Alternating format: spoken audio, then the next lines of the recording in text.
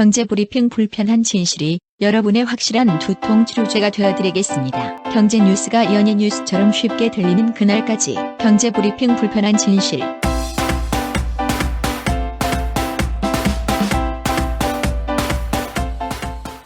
경제브리핑 불편한 진실 6월 13일 순서 시작하겠습니다. 주말 동안 박 PD는 어디 좋은데 다녀오셨다면서요?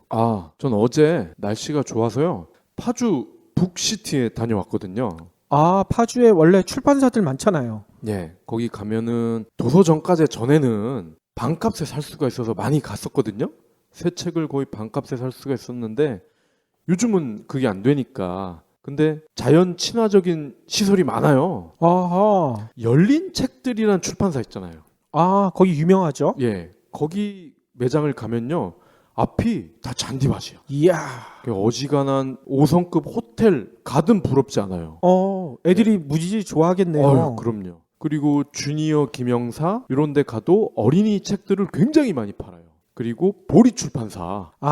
거기 저희 방송에서도 여러 번 소개시켜 드렸었죠. 네, 거기 가면요. 또 어린이들이 책을 누워서도 보고 앉아서도 보고 엎어져서도 보고 자유롭게 볼 수 있도록 원형으로 둥그랗게 이렇게 책을 볼 수 있는 곳을 만들어 놔서 부모님들이 아이들이랑 굉장히 많이 오거든요. 너무 좋네요. 네. 근데 저는 어제 헌책방을 발견을 해가지고 깜짝 놀랐어요. 파주에서? 네. 거기에 파주를 대표하는 시설이 하나 있거든요. 지혜의 숲. 가끔 드라마 촬영장으로도 나오는데 서재가요. 거의 5층 건물 정도의 높이야. 저 그거 무한도전에서 본 것 같아요. 예. 전 드라마는 안 보니까. 예. TV에서도 종종 나오는 곳인데 그곳에 2층에 헌책방이 있더라고요. 그래요? 예. 저도 처음 알았어요. 저는 파주 자주 가는 편인데 아름다운 가게 아시죠? 유명한 데죠. 네. 제가 거기를 벌써 10몇 년째 후원하고 있거든요. 네. 그래서 감사패를 주더라고요. 아름다운 가게가 보통 이것저것 많이 팔잖아요. 그렇죠. 거기는 딱 책, 그리고 아이들이 많으니까 과자를 좀 같이 팔긴 하는데 시중의 중고 책방보다 책값이 훨씬 싸요. 그래요? 예. Y 아시죠? 아이들이 좋아하는 Y. Y 시리즈 애들 진짜 좋아하죠. 예. 그게 정가가 11,000원이거든요. 어제 봤더니 거기는 2,000원이야. 2,000원? 예. 이야. 저희 다음 주에 거기 당장 가야 되겠는데요. 예. 기름값 뽑고도 남더라고요. 정확한 위치 좀 알려주세요.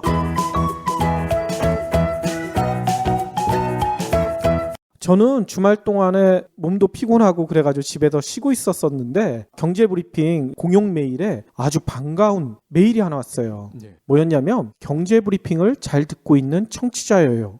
듣다가 동감돼서 메일을 드려요. 이렇게 써져 있더라고요. 그래서 도대체 뭔 내용인가 봤더니만 저희가 6월 9일 날 방송에서 경총 보도자료에 대한 불편함, 그러니까 조기 퇴사가 늘어난다고 지적한 경총 보도자료에 대한 불편함을 전해드렸었죠. 네. 이거에 공감한다는 그런 내용이 담겨져 있더라고요. 일단 메일에는 이렇게 써져 있습니다. 국책은행을 다녔었고 군대와 동일한 문화를 경험했지요. 원칙적이고 공정한 사람이다 보니 회사 생활이 상당히 어렵더라고요. 국회의원 대출건도 있었고 부실공사 된 것도 압력받고 대출했던 것도 있고요. 상사를 잘 모시는 게 제일 중요하죠. 일 못해도 무조건 윗분 모시는 게 중요합니다. 대기업은 다 그렇더라고요. 말씀하신 내용, 그러니까 아마 방송에서 얘기한 내용 말씀하시는 것 같아요. 네. 이 내용 전부 사실입니다. 후진적인 기업 문화가 우리 사회의 가장 암적 존재라고 생각합니다. 빨리 바뀌어야지요. 이렇게 쓰셨더라고요. 그러면서 끝에 이 얘기까지 붙이셨어요. 이런 거에 너무 실망해서 지금은 미국에 유학 가려고 준비 중이랍니다. 저도 얼핏 보니까 명문대에 나오시고 나름 엘리트 코스를 밟아 오신 분인데 특유의 그 기업 문화에 좌절을 하시고 미국으로 다시 재도전을 하시겠다. 그거 아닙니까? 그렇죠. 참 슬픈 현실인 것 같은데요. 재도전 반드시 성공하시길 바라겠고요. 유학 끝나시고 학위 따시고 다시 한국에 돌아왔을 때는 이런 후진적인 기업 문화 바뀔 수 있도록 저희가 더욱 열심히 방송하겠다는 약속도 드리도록 하겠습니다. 저는 이분이 미국에서 공부를 좀 하시고 인맥도 빠방하게 구축하신 다음에 한국에서 사업을 하셨으면 좋겠어요. 저희와 같이. 저희 방송에 출연도 하시고.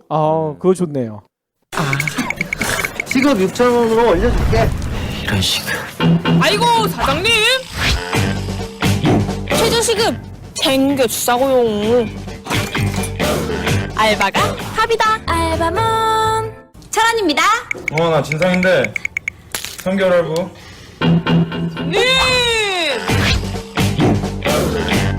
귀한 집 자식이다. 알바가 답이다. 알바몬.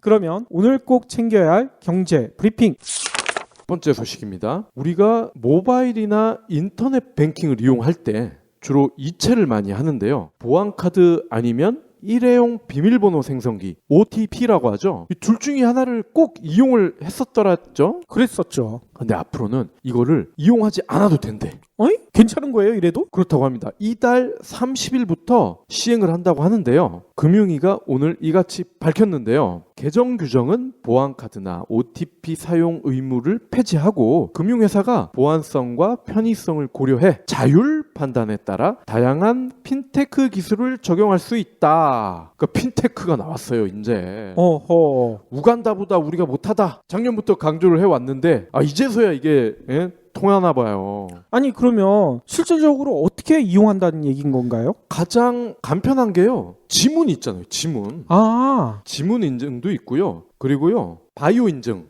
홍채라든지 그죠? 얼굴 인식 이런 방법도 있고 더 쉬운 방법으로는요. 통장 비밀번호만 입력을 하는 방식도 가능하다고 합니다. 아 그렇군요. 그러면 아니 통장 비밀번호만 입력해도 가능하다면 왜 예전에는 그렇게 안 했냐? 왜 그랬을까요? 아니 사고가 많이 생기니까 그런 거 아니었어요? 물론 그런 것도 있지만요. OTP나 카드, 보안카드를 이용하게 하는 거는 은행에서 고객에게 책임을 전가하기 위해서라는 거예요. 예를 들어 이체를 할 때 사고가 났어. 컴퓨터 보안이라든지 시스템이 누가 해킹을 해버렸네? 근데 나중에 이렇게 핑계를 대는 거죠. OTP, 보안카드 당신들이 관리 잘못해가지고 그거 뚫린 거야. 핑계를 댈 수가 있다는 거예요. 아하. 아무튼 저는 근데 이런 생각도 드는데요. 인증서랑 OTP 없애버리고 비밀번호만으로도 이체가 가능해진다. 이래서 또 사고가 생기면 또 다른 핑계를 낼 것 같은데. 그렇죠. 저는 이런 뉴스만 보면 진짜 심장이 두근두근 걸려요. 이제 곧 전세 계약해야 되거든. 재계약해야 돼요. 예. 뭔 얘기냐면 전세난이 가중되면서요. 전세값이 지금 고공행진을 하고 있잖아요. 예. 그러니까 은행권에서 이 전세 때문에 대출 빌리는 사람이 엄청 늘어났대요. 그래서 전세 대출이 급증세를 이어가고 있다고 합니다.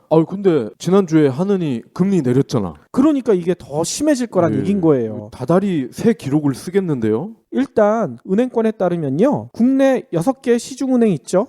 KB국민은행, 신한은행, 우리은행, KEB 하나은행, 농협, 기업은행 이런 데에서 전세 대출 받은 그 수치를 따져봤더니만요. 올해 1월에서 5월까지만 무려 3조 4천억 원 이 정도가 증가를 해버렸대요. 이 중에 저도 포함돼 있어요. 박PD도 들어와 있죠. 저도 조만간 여기에 동참해야 될지도 모를 것 같아요. 이렇게 늘어난 수치는요. 전세난이 가장 심했던 지난해 같은 기간 이때와 비교해 보더라도요. 무려 72%나 증가했대. 와. 은행별로는요. 우리은행이 가장 많이 증가했고요. 그 다음에 국민은행, 농협, 신한은행 이런 순이라고 합니다. 특히 KB국민은행의 주택가격 동향조사 통계 자료를 살펴보니까요. 전국 평균 전셋값이요. 작년 5월에는 1억 7,256만 원 이 정도였대요. 근데 올 5월에는 2억 136만 원. 1년 만에 2,880만 원이나 증가해버린 거야. 예. 이렇게 오르니 어떻게 하겠습니까? 서민들이 월급 받아가지고 2천만 원을 1년 만에 마련한다? 말이 안 되잖아. 전국 평균이 이 정도면 서울은 더 할 거 아닙니까? 그러니까요. 아니 대우조선해양 망한다고 나라에서 10몇 조를 쏟아부으면서 이 전세 대출 이거에 대해서는 왜 아무런 대책도 내놓지 않는지 참 궁금해요. 서민이니까. 다음 소식입니다. 타이젠 이 PD님 아시죠? 이름은 들어봤지만 본 적이 없어. 이제 이건 잊혀져가는 이름이 될 것 같은데 삼성의 스마트폰 운영 체제죠. 그렇죠. 근데 얘가 점유율이 딸랑 0.1%라는 거예요. 아니 저는 0.1%나 된다는 얘기가 더 놀라운데 본 적이 없으니까. 예, 그렇게 말씀하시는 분들도 꽤 돼요. 즉 구글의 안드로이드와 애플의 iOS가요 점유율 기준으로 99%를 넘는다는 거예요. 99%? 예.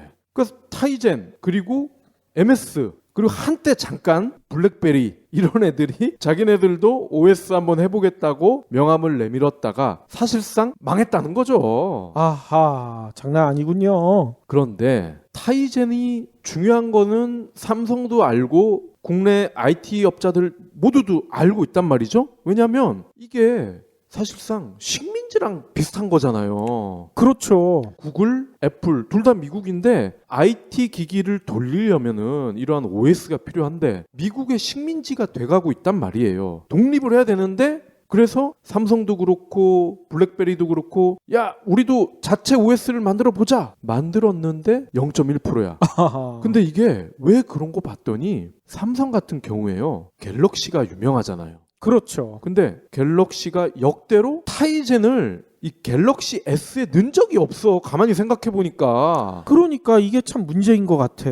지네 가장 잘 나가는 제품에 지네 OS를 써야 될 거 아니야. 그러니까요. 갤럭시 7이 지금 뭐 삼성 측에 따르면 많이 팔린대요. 우리가 볼 땐 별로 안 팔리는 것 같은데 얘네는 많이 팔린다고 막 주장을 하더라고요. 근데 여기에도 안드로이드가 들어가 있단 말이죠.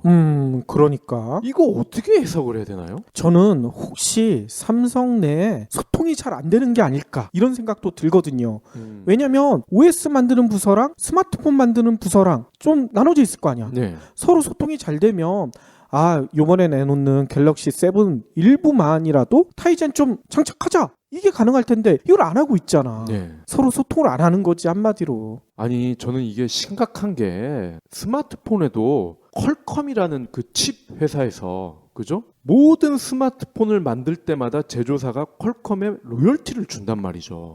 그 로얄티가 엄청나더라고요. 천문학적인 수준입니다. 그런데 앞으로는 구글이나 애플에서 과연 이 OS 사용료를 계속 안 받을까요? 받을 거란 말이죠. 그날이 언제일까? 그게 궁금할 뿐인 거죠.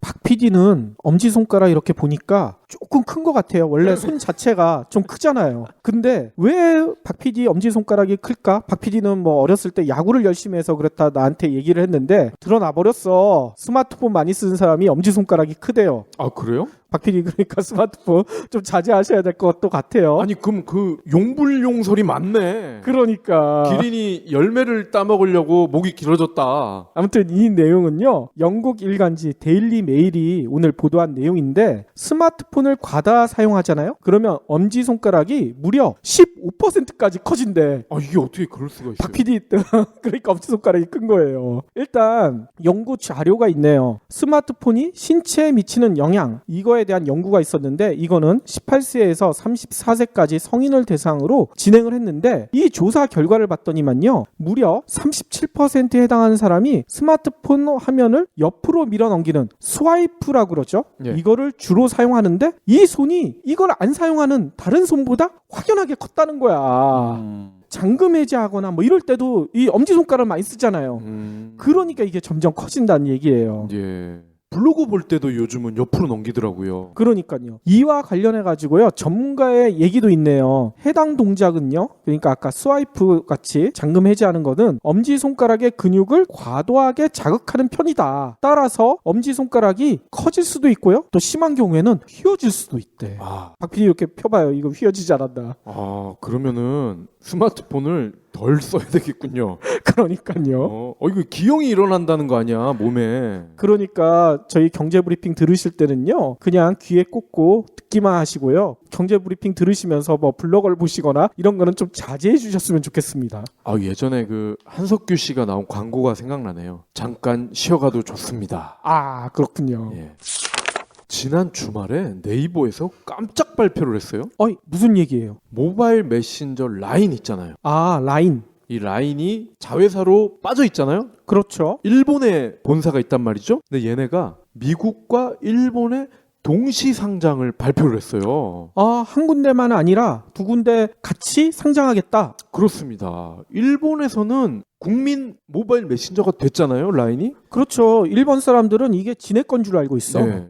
우리의 지금 카톡과 같다고 보시면 되는데 일본에서의 반응을 발판으로 벌써 2억 명이 쓰고 있다는 거예요. 어허. 그래서 이참에 일본과 동시에 미국에도 상장을 해서 약 1조 원 정도를 예상을 하고 있다고 합니다. 그러면 그 1조 원으로 글로벌 시장으로 도전을 하겠다.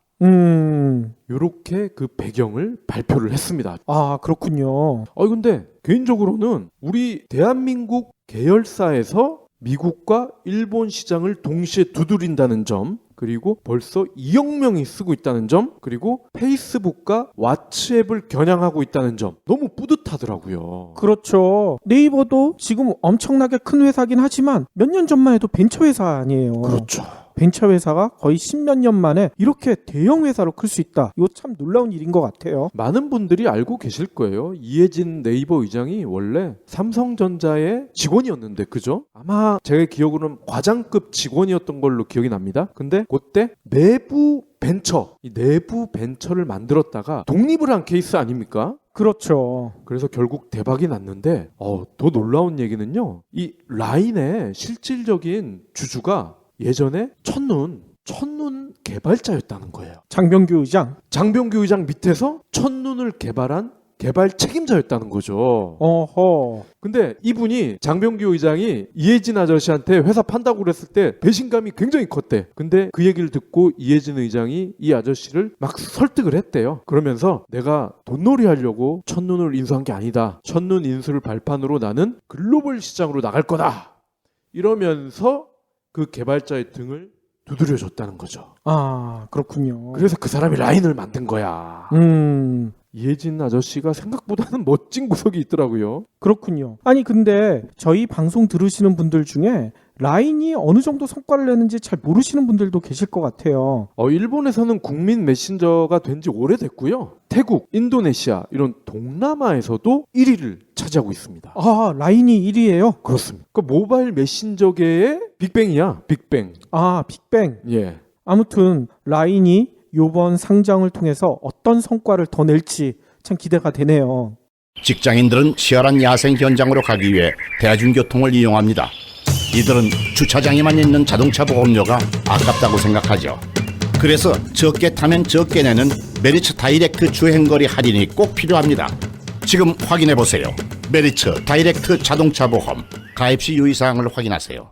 그러면 오늘의 본격적인 섹션을 시작할 텐데요. 오늘은 외신 얘기를 전해드릴까 합니다. 근데 요즘 외신에서 가장 많이 나온 뉴스가 하나 있죠. 미국 대선. 네. 일단 미국 대선이 후보가 둘로 좁혀졌죠. 민주당은 힐러리 클린턴, 공화당은 도널드 트럼프. 거의 이게 둘이 이제 확정이 됐고, 물론 제3 후보라고 자유당이란 데가 있더라고요. 네. 거기서도 후보를 내겠다 뭐 이런 얘기가 있긴 한데, 아무튼 현재까지는 두 후보가 가장 강력한 다음 대통령 후보잖아요. 그런데 재미난 것은 클린턴과 트럼프가 출신과 배경이 너무나 달라. 한마디로 극과 극이에요. 일단 이렇게 좁혀지죠. 여성 대 남성, 그리고 인권 변호사 출신 대 부동산 재벌, 또 주류 대 아웃사이더, 흑인 진보층 대 백인 보수층. 이것만 보더라도 두 사람은 도저히 섞일 수 없는 물과 기름 같은 그런 형태잖아요. 누가 대통령이 당선되느냐에 따라서 미국의 모든 것이 진짜 한 번에 달라질 것 같은 그렇게 보이잖아요. 예.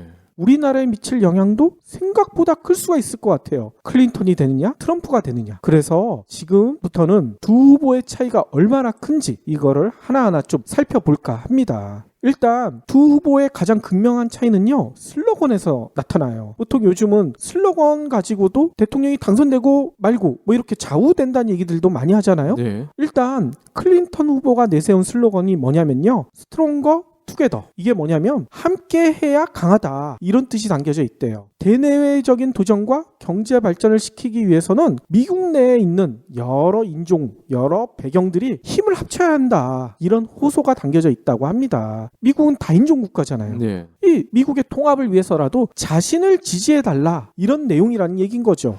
통합을 말씀하시니까 엊그제 있었던 참사가 생각나네. 아프가니스탄계 미국인이죠.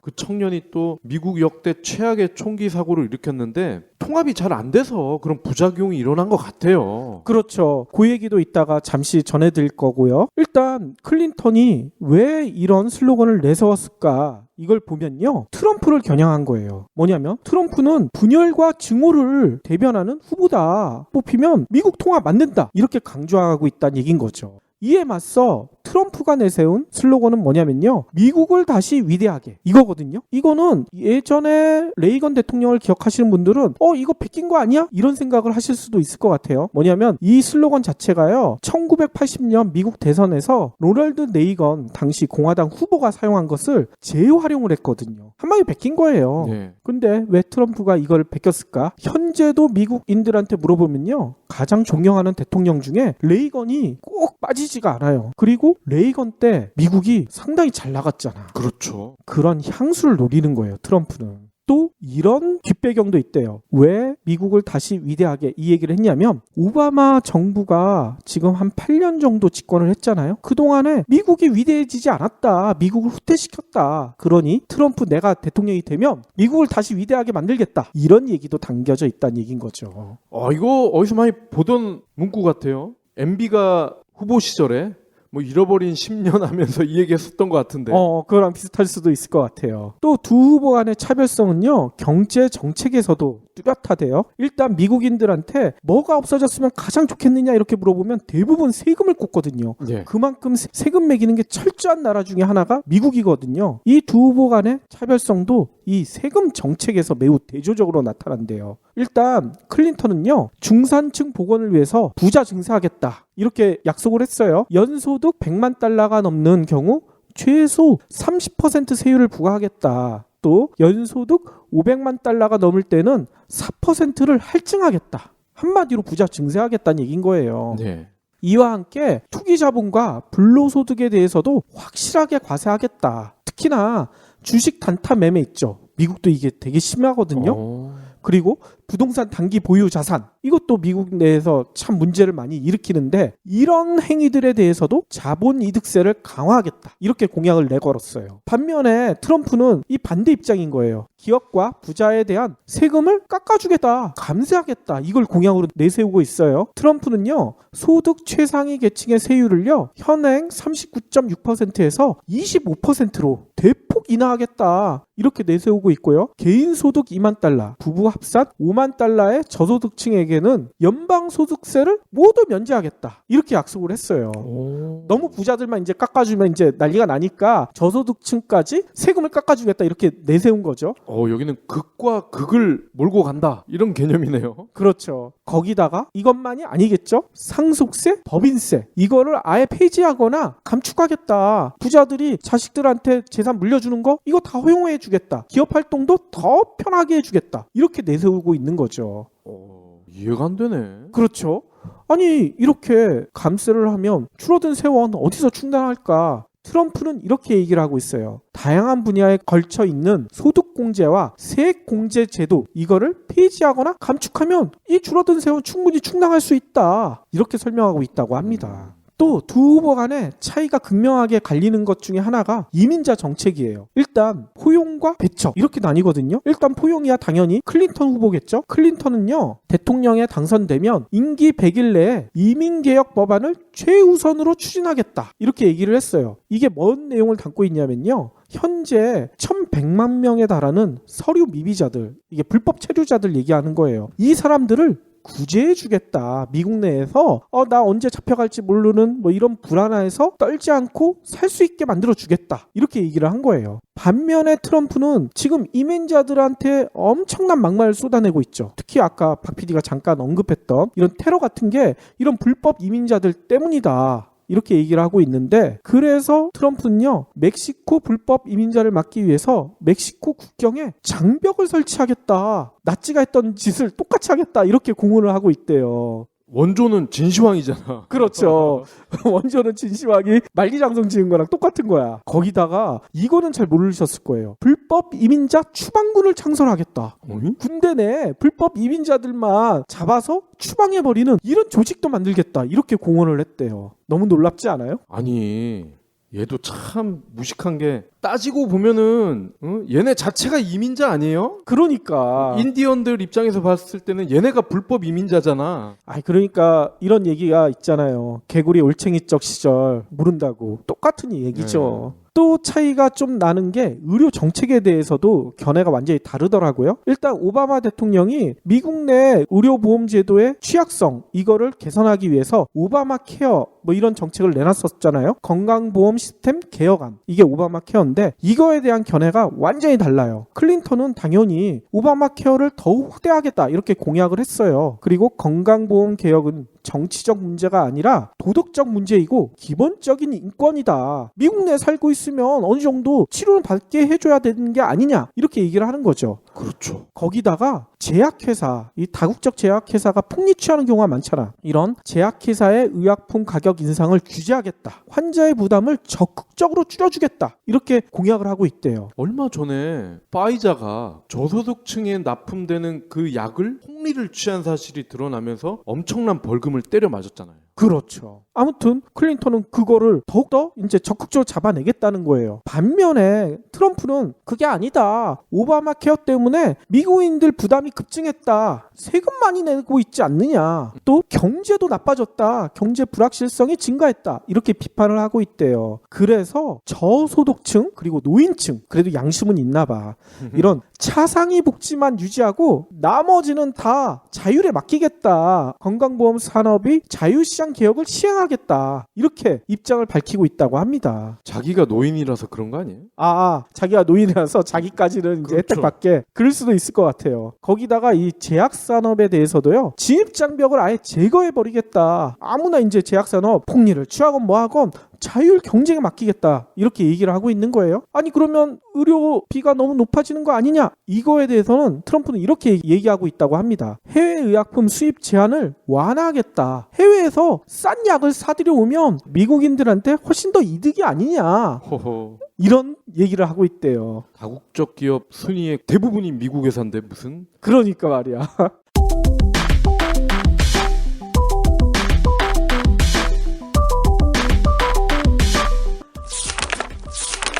부장님 일찍 나오셨네요. 아이 근데 왜 신문을 그렇게 여러 개씩 보고 계세요? 내가 의심병이 좀 있어. 의심병이요? 한 사건을 놓고 언론에서 장난을 많이 하거든. 이 대리, 뉴스가 어떻게 만들어지는 줄 알아? 에이 제가 기자도 아닌데 그걸 어떻게 알아요? 이런 순진한 친구를 봤나? 요즘에 계속 뉴스 나오는 어버이연합 알지? 그분들이 정말 애국심으로 그런다고 생각해? 뭐 어르신들이 용돈이나 벌러 나오신 거 아니에요? 그러니까 왜 어른들이 하필 거기서 용돈을 버냐고. 뭐 보수단체니까 보수를 받아야 움직이는 거라서. 아침부터 웬 아재 개그야. 시민단체가 집회하면은 단신, 어버이연합이 집회하면은 머리기사, 진보라는 말만 나오면 빨갱이 잣대부터 들이미는 거. 이게 바로 언론이 만드는 프레임이라는 거야. 프레임. 모든 기사에는 그 의도가 있는 법이라고. 오 부장님은 어떻게 그런 걸 다 아세요? 사실 내가 요즘에 현직 기자가 쓴 재밌는 책을 하나 보고 있어. 이거 나쁜 뉴스의 나라. 아마 이대리가 보는 찌라시보다 훨씬 재밌을걸? 오 진짜예요? 그럼 다 읽고 저 좀 빌려주세요. 이런 책은 좀 사서 보라고. 뉴스 그 이면에 감춰진 진실을 알고 싶다면 한빛피즈 최신작 나쁜 뉴스의 나라. 또 기후변화에 대해서도 의견이 엇갈리는데 힐러리는 친환경 에너지 비율을 높이고요. 온실가스 배출량을 줄이겠다. 뭐 이런 기후변화에 적극적으로 대처하겠다. 그런 입장이래요. 반면에 트럼프는 이거 다 음모론이다. 기후변화 말도 안 돼. 사기극이다.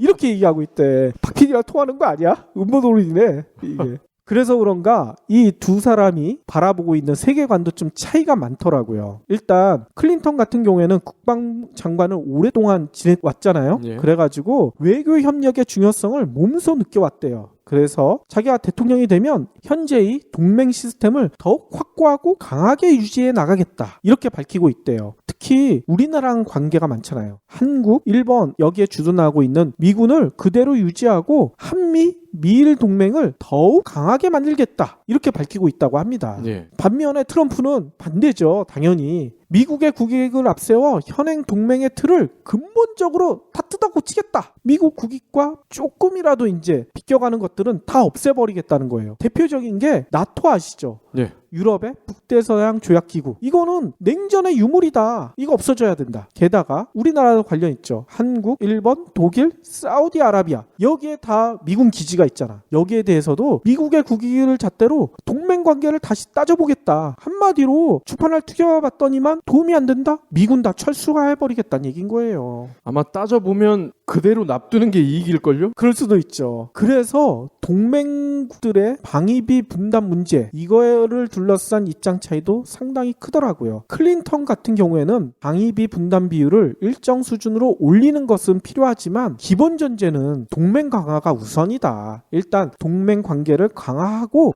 분담 비율은 그 나라 사정에 따라서 올릴 수 있으면 올리겠다. 이런 입장이에요. 강하게 압박하지 않겠다. 반면에 트럼프는 아까 얘기대로 추판을 따져보고 니네 더 안 내? 철수하겠다는 거야. 한국이나 일본이 방위비 분담금을 더 내지 않으면 니네 스스로 방어해라. 왜 주한미군이 거기 가가지고 희생하고 있느냐? 이렇게 강조를 하고 있대요. 그러면 우리 어떻게 해요? 한국이나 일본이 그럴 거 아니에요? 그러면 니네 핵무장해. 핵무장해가지고 니네 혼자서 방어해. 이러고 있다고 합니다. 아니 근데 방위비도 그렇고 미군 문제도 그렇고 보세요. 한국, 일본, 독일, 사우디 그 외에도 많은 국가의 미군들이 있잖아요. 근데 그 나라들의 공통점은 지정학적 또는 자원, 매장된 자원 이런 측면에서 미국에게 다 도움이 된다는 점이에요. 그렇죠. 제가 보기에는 트럼프가 지금은 이제 후보 시절이니까 표를 끌기 위해서 이렇게 얘기하지만 혹시나 대통령에 당선된다? 절대 철수 못합니다. 아니 아마도 군수업체 그죠? 군수업체가 트럼프랑 친하면 친하지 힐러리랑은 친하지 않을걸요? 그런데 이렇게 두 후보 간의 의견이 다 엇갈리는데 거의 유일하다시피 입장 차이가 크지 않은 분야가 몇 개가 있더라고요. 뭐냐면 일단 자유무역정. 현재 미국 내에 반무역 정서가 엄청 강하게 작동하고 있잖아요. 미국이 경제가 다시 나빠진다 이런 얘기가 나오니까. 예. 그래서 자유무역 협정을 놓고서는요, 두 주자 모두 부정적이다. 이거 필요 없다. 이렇게 얘기를 하고 있대요. 특히 오바마 행정부가 추진하고 있는 TPP 있죠. 환태평양 경제 동반자 협정. 네. 이거에 대해서는 우리 둘 다 반대 이러고 있대. 하지만 강도에서는 좀 차이가 난대요. TPP는 둘 다 반대한다고 했는데 북미 자유무역 협정이라고 있죠. 나프타라고 그러죠. 예. 또 한미 자유무역 협정 FTA 이거에 대해서는 클린턴 같은 경우에서는 이미 시행되고 있고 발효가 됐는데 이거 지금 와서 뒤집기 힘들다. 그냥 이거는 그대로 가겠다. 이렇게 얘기하고 있는 반면에 트럼프 같은 경우에는 야 이거 주판을 튀겨봤더니 말이 안 돼. 이거 다시 재협상해. 이러고 있다고 합니다. 어찌됐건 미국이 먹고 사는 문제와 관해서는 두 사람이 일치한다. 그렇죠. 또 북한 외교에 대해서도 두 후보가 조금 의견 일치하는 부분이 있더라고요. 보니까 북한 문제를 대처하는데 중국이 좀 제 역할을 해야 한다. 이렇게 얘기를 하고 있대요. 예. 근데 중국의 원하는 역할의 강도에는 좀 차이가 있어요. 일단 클린턴 같은 경우에는 현행 오바마 행정부의 전략적 인내, 그러니까 좀 견디겠다. 이 기조를 계승하겠대요. 그래서 압박 우위의 대북 정책을 그냥 이어나가겠다는 거예요. 직접적으로 제재 가하거나 이러진 않고 압박만 하겠다는 얘기인 거죠. 그러니까 오바마는 지금 이란을 핵협상 테이블로 끌어내가지고 어느 정도 성과를 올렸다고 평가를 받고 있잖아요. 그러니까 압박을 잘만 하면 북한도 그렇게 할 수가 있는데 그러기 위해서는 중국이 협조가 반드시 필요하다. 클린턴은 그렇게 얘기하고 있다고 합니다. 반면에 트럼프의 북한과는 다소 오락가락하는 것 같아요. 일단 중국의 역할이 중요하다는 거에 대해서는 클린턴이랑 별 차이가 없는데 트럼프는 북한을 한때 상종하지 못할 존재 이렇게 요구를 했어. 예. 김정은 다 죽어야 된다 이런 얘기까지 했거든요. 그런데 최근 들어서는 좀 기조가 바뀌었대. 뭐냐면 김정은 노동당 위원장을 비롯해서 북한과 협상할 용의가 있다. 내가 대통령이 된다면 약간 바뀐 거예요. 그리고 중국에 대해서는요. 북한을 통제하도록 경제적 압박을 넣어야 한다. 클린턴보다는 더 많은 역할을 중국에 강요를 하고 있는 거죠.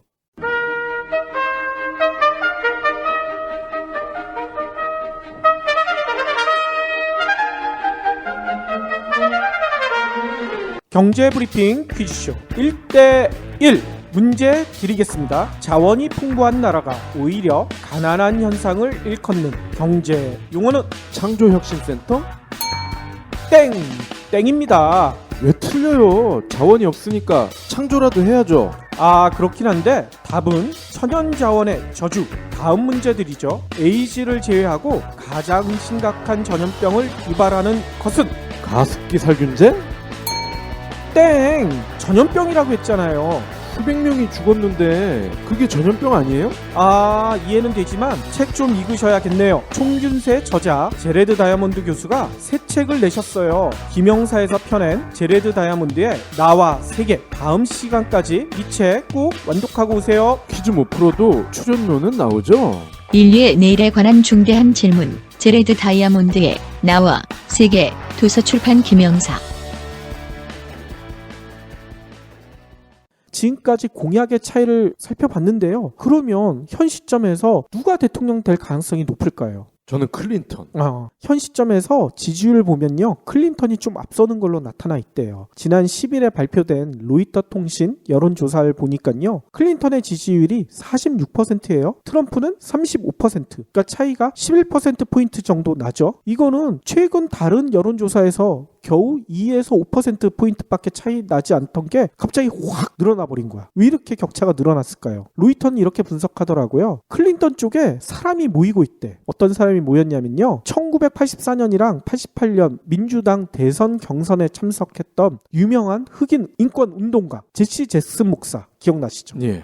이분이 클린턴을 지지하겠다 이렇게 얘기를 했어요. 또 이 제시 잭슨 목사가 지지하니까 오바마 대통령 또 대통령 부인까지 클린턴 지지하겠다. 그 전까지는 오바마와 클린턴이 그렇게 사이가 좋지는 않았거든. 예. 근데 어차피 뭐 같은 민주당 내니까 지지하겠다 이렇게 밝혔대요. 그리고 조 바이든 부통령도 지지를 선언했고요. 진보의 아이콘으로 불리는 엘리자베스 워런 상원의원도 지지 선언을 했대요. 거기다가 클린턴이랑 마지막까지 경선 레이스를 펼쳤던 샌더스 후보 있죠. 예. 이 샌더스 후보도요. 지지 선언까지는 아니지만 협력하겠다 약속을 했어. 예. 이렇게 사람들이 지지 선언, 뭐 협력 이런 얘기들이 나오니까 클린턴 지지율이 확 올라갔대요. 반면에 트럼프는 지금 악재가 쌓이고 있어요. 특히 내분 자중질환하고 있다는 얘기인 거예요. 특히 트럼프가 지 이름 단 대학도 있네. 트럼프 대학? 예, 예. 이 사기 사건 혐의가 지금 재판에 올라가 있잖아요. 근데 이 사건을 담당한 판사한테 트럼프가 이렇게 얘기를 했대. 이 판사가 멕시코계여서 나를 증오하고 재판을 불공정하게 진행한다. 이런 인종차별적인 발언을 했어. 아, 인종에 대한 감정이 많구만. 그러니까 얘가 원래 막말 좀 심하잖아요. 근데 이 얘기를 하니까 이게 결정적으로 그동안에 트럼프를 좀 지지했었던 히스패닉계들이 다 등을 돌려버렸대. 예. 특히나 이 발언이 나오니까 공화당 내에서도 어쩔 수 없이 이제 트럼프 지지해야 되지 않을까 이렇게 생각했던 주류 인사들이 이 그놈 진짜 끝까지 말썽 부리네. 다들 들고 일어난 거야. 특히 공화당의 1인자로 불리는 폴 라이언 하원 의장이요. 공개적으로 트럼프를 비판해버렸어요. 아니 이제 결선인데 또 이런 막말을 하면 어떻게 하냐 뭐 이런 식으로 비판을 한 거고 또 2012년 대선 후보였던 민 로니 전 매사추세츠 주지사 있죠. 예. 이 사람은 이런 얘기까지 했대요. 아까 저희가 잠깐 얘기했던 후보가 한 명 더 있을 수 있다고 했잖아. 제3의 후보 게리 존슨 자유당 후보 지지하겠다. 공화당인데 자기는 자유당 후보 지지하겠다. 이런 가능성을 언급해버렸대. 트럼프 이제 못 봐주겠다는 얘기인 거죠. 그러니까요. 이 트럼프는 그냥 계속 장사만 하지 왜 정치를 한다고 해가지고 이렇게 욕을 먹나 모르겠어요. 그렇죠. 그런데 또 한 번 대선판이 출렁거리고 있대요. 아까 박 PD가 초반에 잠깐 언급했던 예. 이 총기 난사 사건. 네, 예. 그 올랜도에서 벌어졌었죠. 네. 최소 50명 이상 죽었다고 그러더라고요. 그렇죠. 그래서 미국 역사상 최악의 총기 난사 사건이다. 근데 이게 미국 대선에 또 다른 변수가 될 수가 있대요. 왜냐하면 총기 규제 이거에 대한 시각이 클린턴과 트럼프가 극명하게 갈리거든요. 일단 트럼프 측에서는 호재를 잡았어. 그동안의 내분 때문에 자중질환된다 뭐 이런 얘기가 나왔는데 이번 총기 난사 사건을 오바마 대통령의 실정을 부각시킬 수도 있겠구나. 이런 생각을 하고 있다는 거예요. 뭐냐면 오바마 행정부가 대테러 정책 제대로 못 썼으니까 이런 일이 또 벌어지지 않았느냐. 이 근거 사례로 활용한다는 거예요. 아니 그런데 오바마 대통령이 평소에 계속 총기 규제 강조를 해왔잖아요. 우리가 지금처럼 이렇게 돈만 내면 총을 살 수 있는 이런 환경 뜯어 고쳐야 된다. 근데 그때마다 공화당에서 반대를 해왔었잖아요. 그러니까 트럼프는 이번 참사가 총기 규제했기 때문에 발생했다. 뭔 얘기냐면 더 많은 사람들이 총을 가지고 있으면 참사를 막을 수도 있었다. 이런 황당한 주장을 하고 있다는 거예요. 허허. 총기를 각자 가지고 무장을 해야 이런 테러범들과 싸울 수가 있다. 이 얘기를 한 거야. 참 이 생각하는 방식이 아주 독특하군요. 그렇죠. 총을 총으로 막아야 된다. 이렇게 얘기를 하고 있는 거고요. 반면에 클린턴 입장에서는 이번 테러 사건이 악재일 수 있다. 이런 얘기가 나오고 있어요. 뭐냐면 일단 오바마가 지지도 선언했고 오바마 행정부와 정책적 동조화 이거 어쩔 수 없이 가지고 갈 수밖에 없잖아요. 예. 그러니까 현 정부의 테러 대응 체계가 큰 허점이 드러나 버린 이번 사건이 자신의 선거 캠페인에 부정적 영향을 끼칠 수밖에 없는 그런 우려를 하고 있다는 얘기인 거예요. 하지만 클린턴은 계속 이런 얘기를 한대요. 아까 박 PD 얘기처럼 총기를 아예 규제를 해버려야 된다. 테러 대응에 대해서는 강력한 의지를 표명하는 동시에 총기 규제 더 강력하게 해야 된다. 무분별하게 총기 판매와 소지를 허용한 게 이와 같은 대형 참사로 이어졌으니까 앞으로는 총기 규제론을 더 강하게 밀어붙일 것 같은데 이게 미국 국민들한테 먹힐 수 있을지는 아직 미지수란 얘기인 거죠. 저는 이 보도를 보고서 깜짝 놀란 게 이 사건이 일어나기 이틀 전에 올랜도에서요. 지금 막 뜨고 있는 신예 스타 여가수가 사인을 하다가 괴한에 총을 맞고 죽었거든요. 그렇죠. 23살인가 그럴 거예요. 너무 불쌍하더라고요. 근데 그 가수를 쏜 남자 역시 20대인데 쏘고 자기도 자살을 해버렸어. 아니 그러면 트럼프 논리라면은 이 사인하는 가수가 총을 들고 있었으면 얘도 총을 안 맞았겠네? 그러니까 우리 논리로서는 이해가 안 가지만 근데 의외로 트럼프 논리에 동조되는 사람들이 상당히 많대요. 당장에 총알이 날라오면 나도 총을 가지고 있어야 그거를 막을 수가 있다. 이렇게 생각한다는 거죠. 참 끔찍한 것 같아요. 문제는 미국 대선이 11월까지 펼쳐질 텐데 이와 같은 변수가 여러 번 돌출할 것 같아요. 뭔 얘기냐면 앞으로 TV 토론 남았죠. 또 제3의 후보인 게리 존슨 자유당 후보가 어떤 선전을 보일지 이것도 아직 미지수고 좀 더 지켜봐야 된다는 얘기인 거죠. 그러면 아까 처음에도 얘기했듯이 우리나라한테는 클린턴이 되는 게 유리할까요? 트럼프가 되는 게 유리할까요? 아무래도 힐러리 클린턴이 되는 게 유리하지 않을까요? 보통 국내 언론에서는 그렇게 얘기를 하고 있죠. 그래서 클린턴을 응원하는 측이 많은데 근데 제가 바라보는 관점은 클린턴이 돼도 상당히 위험한 그런 요소들이 많아요. 아까 북한 관계에서도 잠깐 얘기했듯이 클린턴은 북한에 대해서는 초강경 대응에 나설 가능성이 생각보다 크대요. 뭔 얘기냐면 클린턴이 여성 후보잖아요. 근데 의외로 외교가에서는 대표적인 매파로 꼽혀요.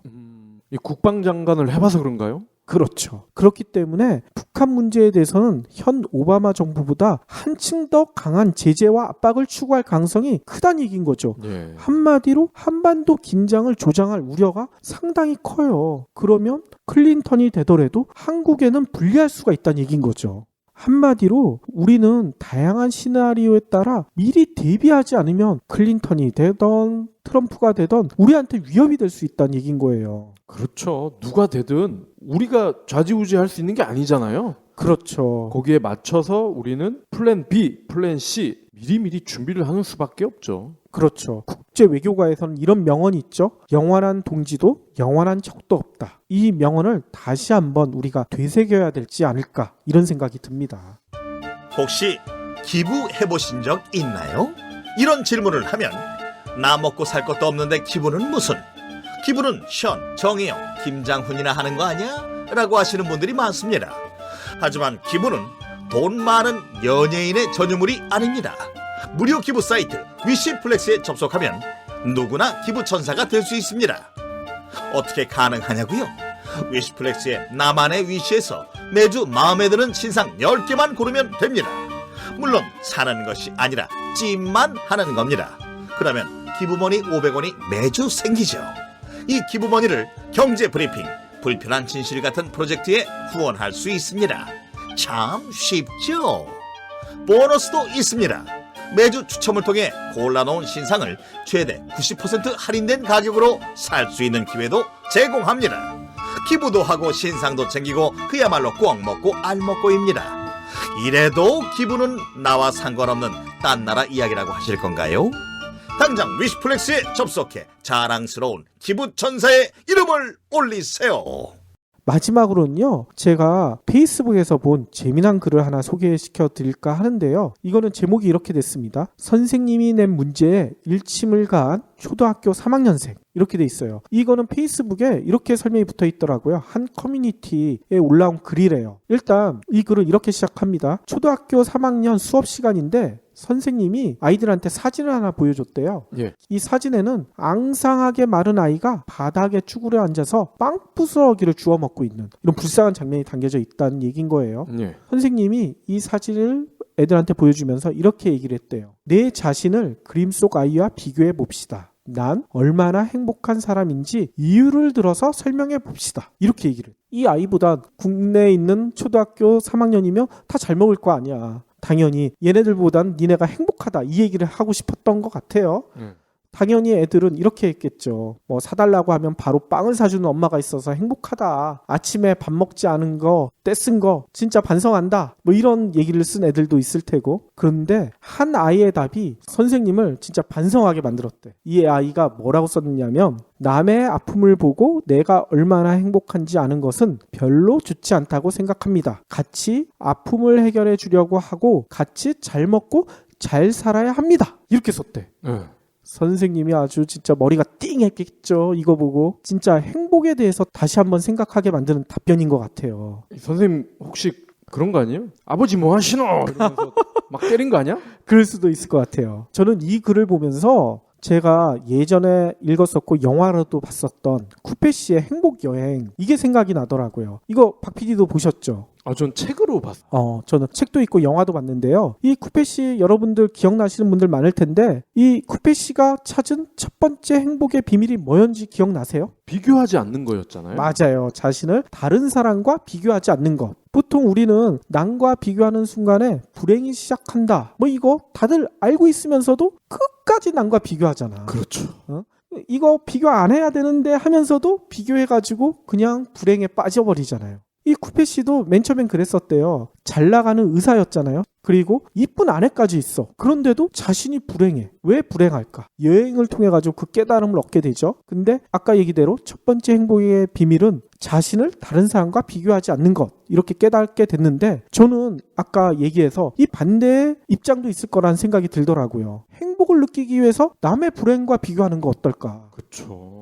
요즘 사회가 너무 불행해서 아까처럼 뭐 내전이나 자연재해로 힘들어하는 다른 나라의 불행을 보면서 상대적 위안을 얻는 이런 사람들이 가끔 있더라고요. 또 조금 나이 많이 드신 어르신들은 이런 얘기도 하죠. 한국은 저 정도는 아니지 않느냐. 우리 이제 먹고 굶어 죽는 애들은 없지 않느냐.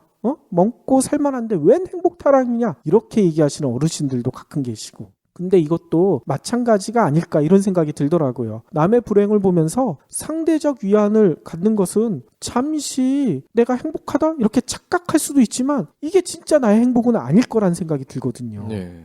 저는 또 아까 그 문제를 낸 선생님에 좀 포커스를 맞추고 싶어요.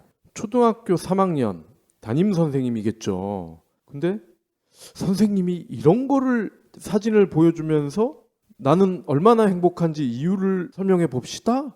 이런 수업을 진행한 것 자체가 너무 좀 그렇죠. 저는 이런 두려움도 있어요. 이 초등학생들이 비록 우리나라에서 벌어진 일은 아니지만 언젠간 나도 저렇게 될 수도 있지 않을까. 이런 두려움도 생길 수 있다는 얘기인 거죠. 저희가 2주 전이었죠. 결국 아이들의 인성을 제대로 교육시키기 위해서 가장 중요한 것은 어른이다. 그죠? 맞습니다. 선생님이 좀 어른다운 모습을 보여주셨으면 좋겠네요. 그렇죠. 이 답변을 한 초등학생처럼 남의 아픔을 같이 아파하고 슬퍼하고 또 이걸 어떻게 하면 해결해 볼까 이렇게 노력하는 게 진정한 행복의 출발이 아닌가 이런 생각이 들더라고요.